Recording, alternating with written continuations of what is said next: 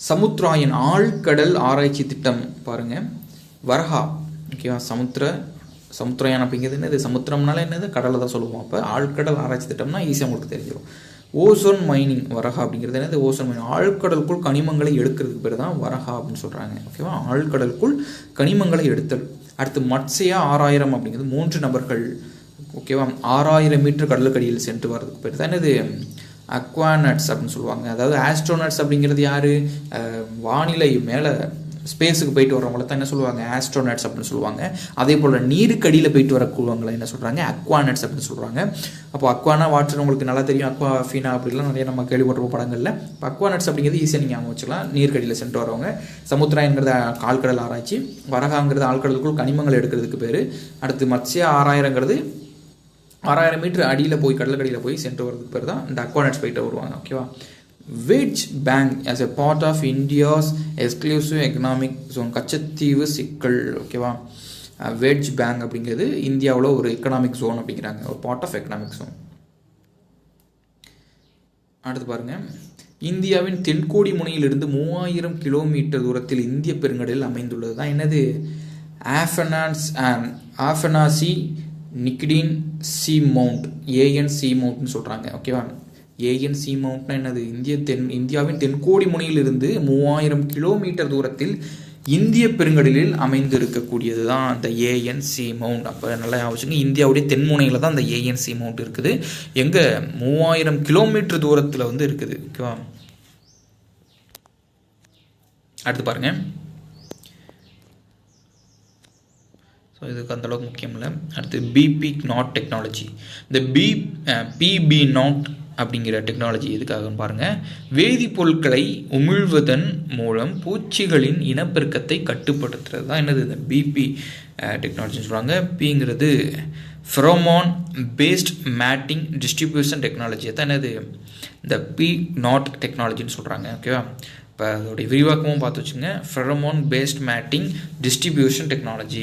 ஓகேவா, அப்போ வேதிப்பொருட்களை உமிழ்வதன் மூலம் பூச்சிகளின் இனப்பெருக்கத்தை கட்டுப்படுத்துறது, பூச்சிகள் இனப்பெருக்கம் அதிகமாகாமல் கட்டுப்படுத்துவதற்கு இதை வந்து யூஸ் பண்ணுறாங்க. பிங்க் போல்வார்ம் இன் காட்டன், பருத்தியில் வந்து சொல்கிறாங்க அந்த பூச்சிகளை வந்து கட்டுப்படுத்துறதுக்காக. அடுத்து பாருங்கள், டேஞ்சருடைய விரிவாக்கம் பார்த்து வச்சுக்கோங்க. இந்த மாதிரி இதுக்கெல்லாமே கண்டிப்பாக விரிவாக்கம் நம்ம வந்து கண்டிப்பாக படித்து ஆகணும். சரியா, டெலிட்டேரியஸ் அண்ட் ஆன்டிசிபேட்டபிள்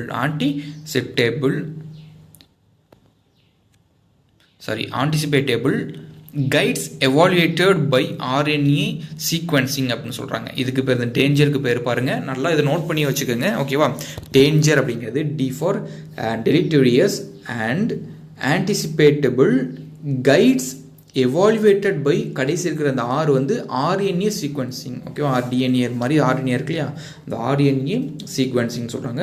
சாஃப்ட்வேர் டூல், பாதுகாப்பான மரபணு மாற்றம் செய்வதற்கான மென்பொருள் தான் இது வந்து சொல்கிறாங்க. சரியா, டேஞ்சர் அப்படிங்கிறது அதாவது பாதுகாப்பான மரபணு மாற்றம் செய்கிறாங்களே ஆர்என்ஏல, அதை செய்வதற்கான ஒரு சாஃப்ட்வேர் டூல் தான் என்னது, இந்த டேஞ்சர் அப்படிங்கிறது. ஓகேவா, விக்னர் படிகம் அப்படிங்கிறது என்னன்னு பார்த்தீங்கன்னா எலக்ட்ரான்களின் திண்ம நிலையை தான் என்னது, விக்னர் கிறிஸ்டல் அப்படின்னு சொல்கிறாங்க.